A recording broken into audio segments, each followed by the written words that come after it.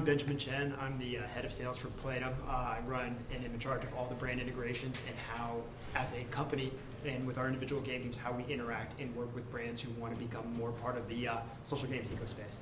Great. And how long have you been with Playdom? I've been with Playdom for a resounding 10 months, but you got to keep in context that the company's been around for 2 years, and the space itself been around for 2 years. So, I think anything over 6 months can qualify you as a vet at this point. Absolutely. And in that 10 months or 12 months, last 12 months, you grew from where to where? I think what we started as a company, we were at 10 people in February 2008 with one game, and it resided on one platform. And now if you fast forward to today, not only have we just been acquired by Disney, but we are at 500 people, about 15 games, and over 42 million monthly active users. Wow, that's some massive growth and some massive scale. What's driving some of that growth? What's driving the growth both from a consumer perspective and also from a company perspective? Yeah, I think it's where we're located, right? I think if you look at the massive growth of Facebook and social networks in general, and the pure change of mentality and the psychographic and demographic of what a user expects online, Facebook really changed the game by becoming a layer and a platform on which other companies could build upon and key into an installed base of users. So for us, by being primarily the third largest developer on Facebook, we are able to pipe into an audience of 500 million and attract users, get them in, and then push different mechanisms and different game mechanics where not only do we go out and acquire users, but we use our consumers and our players as, I would say, brand mavens for ourselves to get people back into the game. I thought it was interesting when you were sharing some of the approaches to the team when you were talking about the winners and losers in terms of how you approach those games. So you may have only one game, but you may have launched hundreds or dozens at least. You may have a dozen now, but about how many did it take to get to those dozen? Well, I mean, I guess I think the old saying of you can't make an omelet without breaking some eggs. Yeah. I think prior to, I would say, 6 months ago, or even 8 months ago, it was easier to put out a game that was 75% done and see it take off on an upwards trajectory because the viral channels that were available were vast. Now with the virality down, now it's about one-to-one marketing and acquisition, and you've got to be really, really convinced that a game has the right mechanic and is monetizing well, both from a microtransaction standpoint and growing from a user base standpoint, or the quote-unquote the K factor, right? Yeah. And you've got to go through a few different iterations to make sure you've got it right. So I would say, our hit rate is probably north of 65 to 75%, but that comes with 2 years of expertise and really grinding down and understanding what our users want, and I think that's where that 42 million monthly active user base comes, because we can monitor consumer behavior and kind of make assumptions on what the consumer wants to see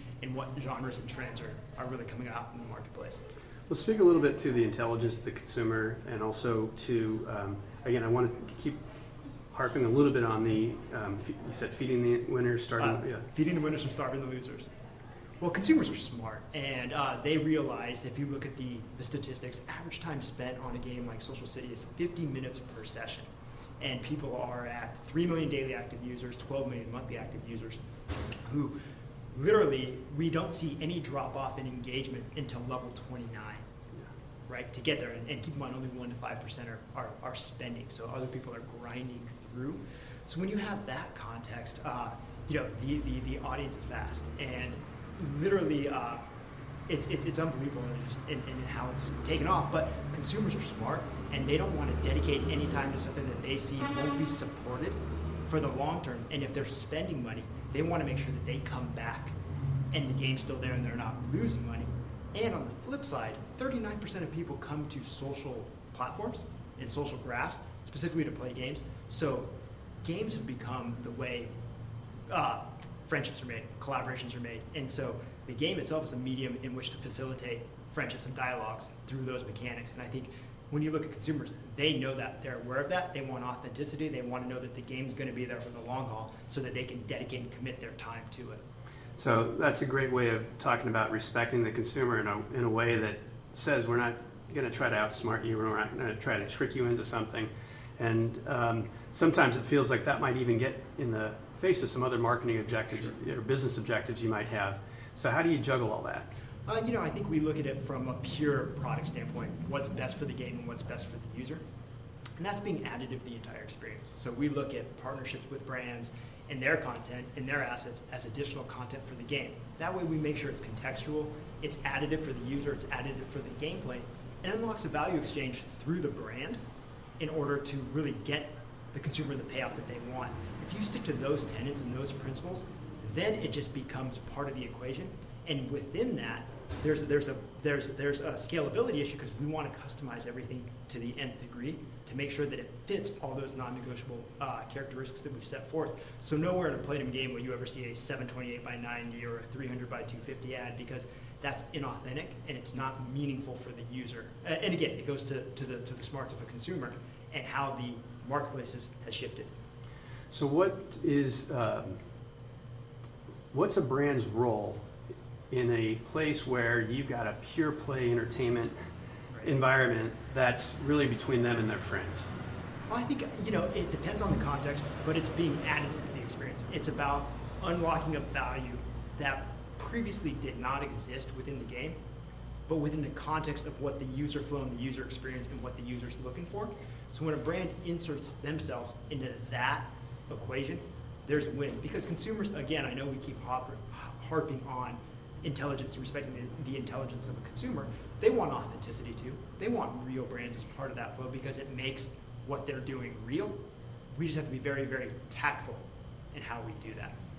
So first of all, keep making it real and keep it authentic, because we want this space to last for a long time. Right. And it is just emerging right now. So great moment to be here.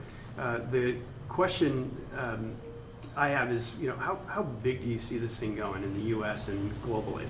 Well, I think the sky's the limit. If you use Facebook as a barometer, we've got basically 100 million users playing social games on Facebook and on the social platforms right now in the US and UK. Facebook's at 500 million. So if we're only touching 20% of that audience, the upwards growth is I don't think it can even be measured. And more, because it's a freemium model, people are playing more games than they used to before. And I think if you just look at the stats in terms of usage, 10% of all online time now is spent playing games, and it's surpassed personal email. So if you look at email going away and social games coming, the installed base of email, I think you see that same trajectory happening. Yeah. Well, this is great. Thanks for spending the time with us. We're excited about working with you and excited about the space in general. It's my pleasure.